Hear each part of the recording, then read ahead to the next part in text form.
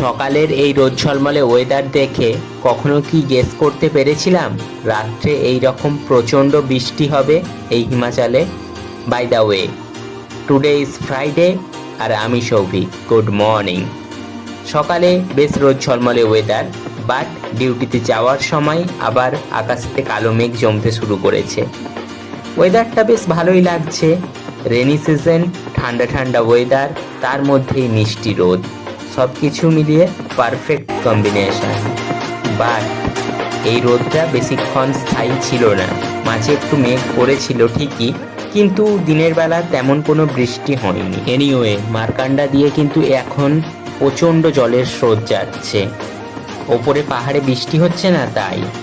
আর বিকেলে এই ঠান্ডা রেনি সিজনে একটু হালকা রোদ শরীরে লাগতে মনে হচ্ছে কতটা কমফর্টেবল।